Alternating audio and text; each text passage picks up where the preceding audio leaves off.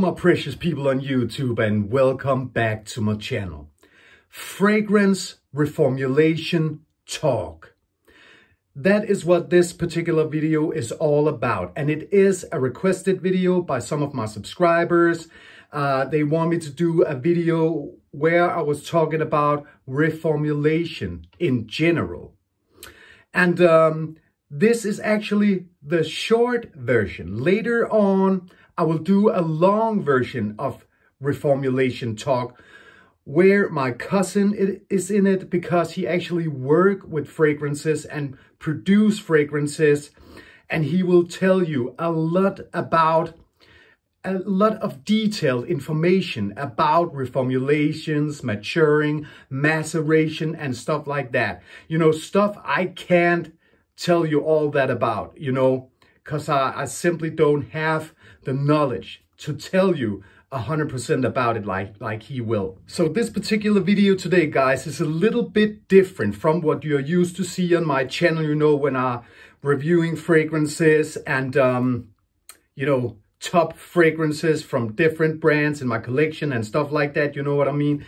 But I think some of you guys will find this talk maybe a little bit boring, and then the other half of you guys actually will be pretty excited about this particular video, because there are a lot of you guys in the fragrance community. They are, you know, talking very, very much about reformulations, and you're tired of newer versions of your signature fragrance, for example, that have been watered down or not as strong as it used to be, or the smell have changed, you know, stuff like that. And later on in this particular video, guys, I will show you two examples of pretty familiar fragrances that have been reformulated through the time since their release back in time. But what can I tell you about reformulation? Because there's a lot of talk in general about reformulation in the fragrance community these days. And sometimes people actually don't understand what reformulation is. Because companies can actually water down the fragrances a little bit. That is often what people are talking about. The performance, the weakness of the newer batches in their particular, you know, signature fragrance or fragrances in their collection in general. But companies can actually water down their fragrances a little bit. And that is not a reformulation. When they water it down, it's probably the cause that the company will save a little bit money on that particular fragrance when they are selling it.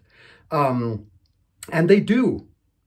And that is called water it down.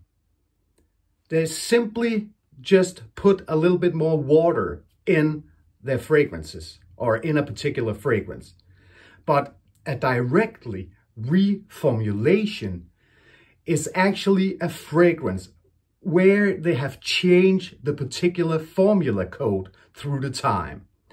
It can be, you know, a particular note or accord, a particular smell that they can't use anymore, or under the rules of fragrances these days has changed, so they can use a particular thing they are using in the particular fragrance anymore, and that's why they are changing it. And sometimes it can change a lot. It's even, the smell is even a little bit different, and sometimes it's very different because they have to change a particular thing in the fragrances. But other times it's actually the same smell. That will actually tell you that they can't use a particular accord anymore, a particular ingredient in that particular fragrance, so they have to change it with a similar ingredient that actually have the same smell. It is like that sometimes. So sometimes they change a lot, sometimes they change a little. It can change the performance. But often when we are talking changing of performance and stuff like that, that is where the company just watered their fragrances down.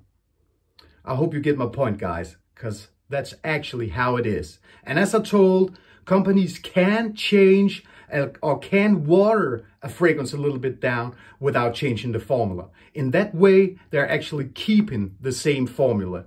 I know, guys, that it can be very hard to understand when we are talking about this reformulation talk, so to speak.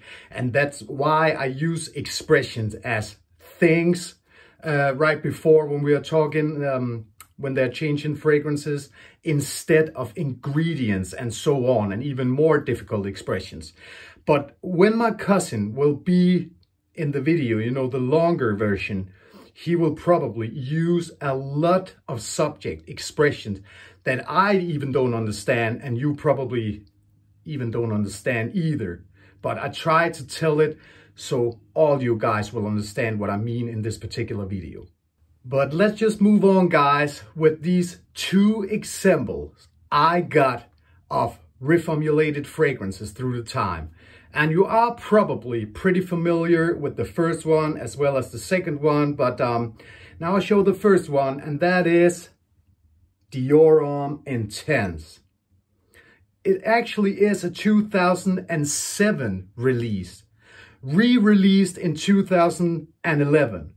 Re-released in 2020, and this particular one right here is actually a 2020 edition. And it has changed through the time when we are talking about smell, performance, and stuff like that. And let's just start with the smell. Before, people were saying that it was more potent. The iris, the particular iris note, was a lot more pulverized than it is now. And the vanilla lasted a lot longer when we are talking projection on the skin. But then again, other people are actually saying that they like this particular newest version more than the old version because it's more well balanced these days than it were before earlier on. Anyway, when it comes to the performance, all the people I know, including myself, will say that it lasts a little bit longer, the earlier editions. Okay, guys, let's take the performance of the Dior Homme Intense, a batch between 2007 and 11. And apparently it has a great sillage. And then it has a great projection for the first 3 to 4 hours. And then it has a longevity of 10 to 12 hours. And that was an old batch of Dior Homme Intense.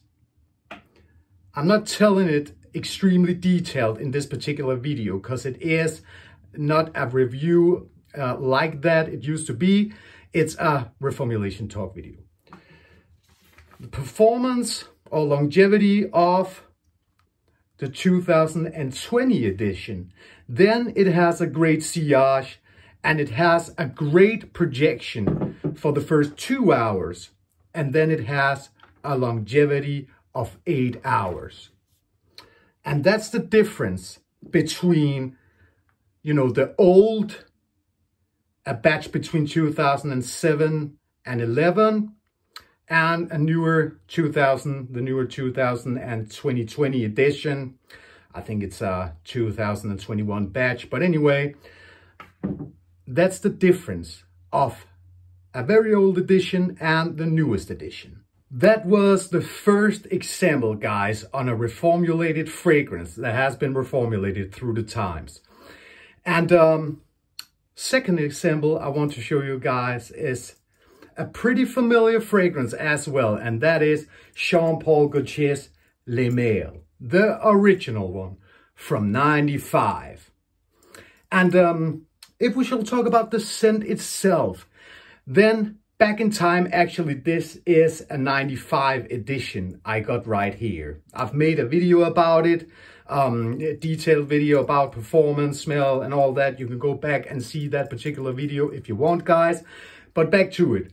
The smell itself back in time was a lot more, what can you say, hardcore in the opening. When we are talking that lavender, beautiful mint, it was screaming a lot more. And for a lot longer time in the process through the dry down, actually. And the newer version is a little bit more, you can say, alcoholic in the opening, and you get a little more clear smell. The mint is more temped down. Actually, the whole fragrance is a little bit more temped down, but through the dry down, it still has the same limail DNA as it has back in 95, you know. But again, the big changes comes when we are talking about the particular performance and the differences between, you know, the old 95 batch right here and the newer 2023 batch. Okay, guys. When we're talking the old 95 batch, then it has a great sillage and it has a great projection for the first 3 to 4 hours. And then it has a longevity of 12 hours. And that was the old 95 batch. Then let's take the newer 2023 edition. It has a great sillage and it has a great projection for the first 1 to 2 hours. And when we are talking longevity, then we are talking 6 to 7 hours. So you can see there are differences in these old batches versus the newer batches. Of course, there have been reformulations, and probably more than 1 or 2, you know. I have to tell you guys, the reason why I've write some of this down is simply because, of course, I've tried them for myself, the different batches, both limail and Diorum Intense, but as well as some of my friends, my cousin, and so on. So I've write it down, you know, the experiences I got as well as them. That's why, guys. But you can see there are differences in old and newer batches when we know there has been reformulations involved. But that's the way it is. So what is the particular purpose with this particular video? It is that you have heard about that companies can water fragrances down. They can be reformulated. And you have seen a couple of examples of changes in the scent, the smell, performance, and stuff like that. And then you know that there will be a longer version of this video where my cousin will be in it and tell a lot more about it.